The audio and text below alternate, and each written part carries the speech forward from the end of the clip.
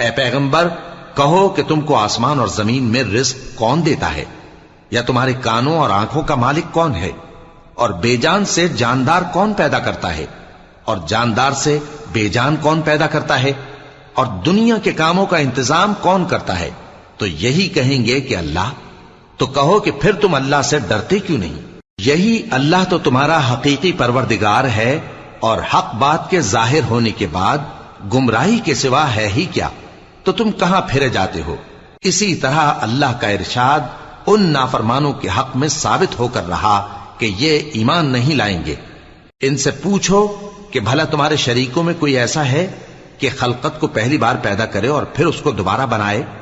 کہہ دو کہ اللہ ہی پہلی بار پیدا کرتا ہے، پھر وہی اس کو دوبارہ پیدا کرے گا۔ تو تم کہاں الٹے جا رہے ہو؟ پوچھو کہ بھلا تمہارے شریکوں میں کون ایسا ہے کہ حق کا رستہ دکھائے؟ کہہ دو کہ اللہ ہی حق کا رستہ دکھاتا ہے۔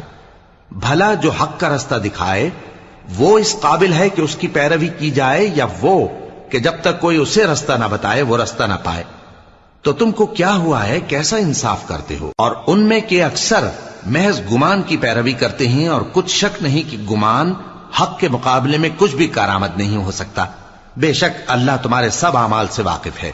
اور یہ قرآن ایسا نہیں کہ اللہ کے سوا کوئی اس کو اپنی طرف سے بنا لائے۔ ہاں، یہ اللہ کا کلام ہے۔ جو کتابیں اس سے پہلے کی ہیں ان کی تصدیق کرتا ہے، اور انہی کتابوں کی اس میں تفصیل ہے۔ اس میں کچھ شک نہیں کہ یہ رب العالمین کی طرف سے نازل ہوا ہے۔ کیا یہ لوگ کہتے ہیں کہ پیغمبر نے اسے خود ہی گھڑ لیا ہے؟ کہہ دو کہ اگر سچے ہو تو تم بھی اس طرح کی ایک صورت بنا لاؤ، اور اللہ کے سوا جن کو تم بلا سکو بلا بھی لو۔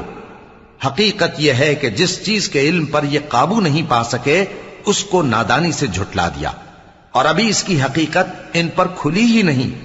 اسی طرح جو لوگ ان سے پہلے تھے انہوں نے جھٹلایا تھا، سو دیکھ لو کہ ظالموں کا کیسا انجام ہوا۔ اور ان میں سے کچھ تو ایسے ہیں کہ اس پر ایمان لے آتے ہیں، اور کچھ ایسے ہیں کہ ایمان نہیں لاتے، اور تمہارا پروردگار شریروں سے خوب واقف ہے۔